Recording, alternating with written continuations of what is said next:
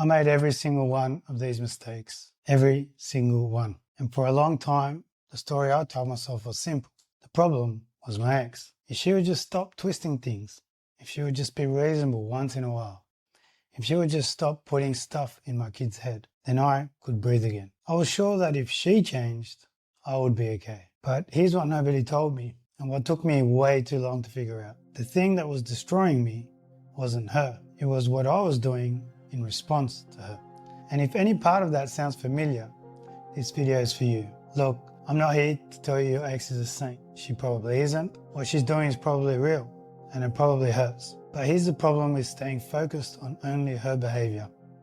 You hand all the power to her. She doesn't even have to do anything on purpose. She just has to exist, and you're already spinning. Today, I'm going to walk through the 5 mistakes I made in high conflict co-parenting. Mistakes most dads in your situation are making right now. Not because they're bad fathers, but because nobody ever showed them a different way. Each one of these cost me something. Time with my kid, my peace, my health, and I'm going to tell you what I learned so you don't have to pay the same price. Mistake number 1, trying to win the argument.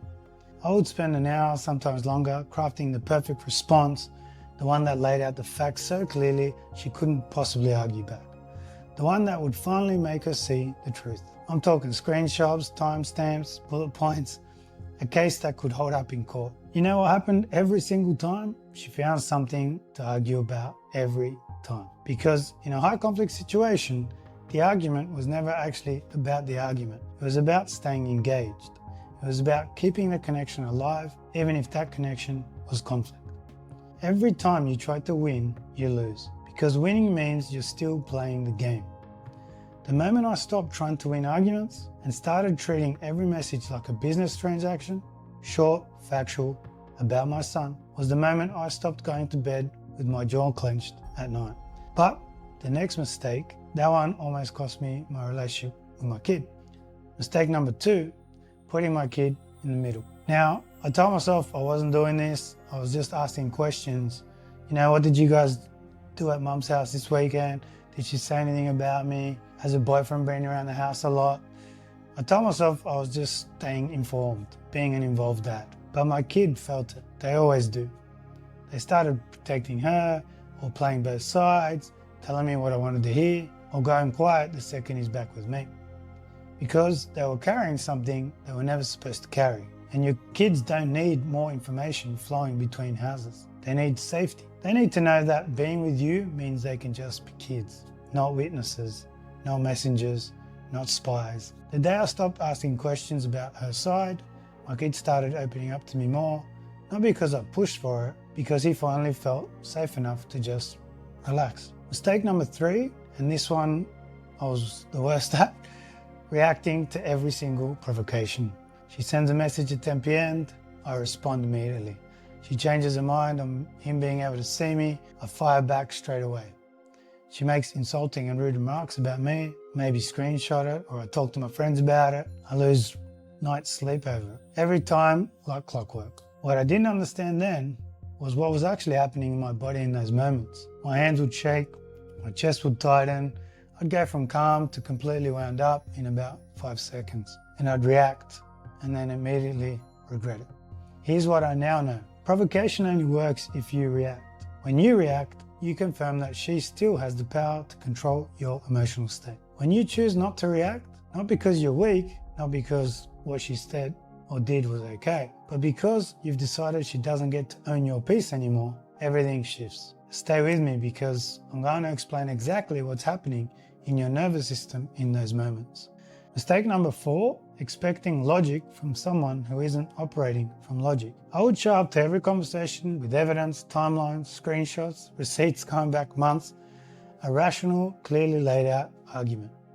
And every time, I'd walk away feeling completely insane. How does she not see this? It's right there, in black and white, in her own words. But she wasn't engaging with the facts. She was engaging with fear, with pain, with the need to feel in control. You cannot logic your way through that. I was trying to solve an emotional problem with a rational tool. That's like trying to fix a leak with a hammer. Wrong tool every time. Once I stopped expecting reasonable responses, I stopped being devastated every time I didn't get one. Short, neutral, about the kids only. That is not giving up. That is strategy. And this next mistake, this is the one that kept me stuck the longest. Mistake number 5, making my peace conditional on her changing. I kept telling myself, oh, once they settle in their new home, I'll relax. Once she stops lying to my kid, I can start healing. Once things calm down. But things didn't calm down and I wasn't okay. And here's what I didn't understand. I had handed her the keys to my emotional state. She didn't have to do anything deliberately, she just had to exist, and I was already spinning. A notification would pop up from her number and my whole day would change. My mood, my focus, my energy with my kid. And this is not a co-parenting problem, that is a nervous system problem. Your body had learned to treat her or anything connected to her as a threat. And it was firing the alarm every single time, even when nothing was happening. You were already bracing for impact. That constant state of waiting, that's not weakness, that's not failure, that's your nervous system doing exactly what it is trained to do. And it can be retrained. Here's the truth underneath all 5 of these mistakes. None of them are character flaws. None of them mean you're a bad dad. None of them mean you're weak. They mean you've been running on empty in a situation nobody prepared you for. Everything I just walked through, the reacting, the arguing, the waiting for peace that never comes, it all makes perfect sense when you understand what's happening inside your nervous system. And that's exactly what the next video covers. Watch Your Ex Hijacks Your Brain. It explains the actual science behind why you react the way you do, and more importantly, what you can do about it today. You're not broken, you're not failing your kids. You've just been fighting a battle with no manual and no one in your corner. That changes now. I'll see you in the next one.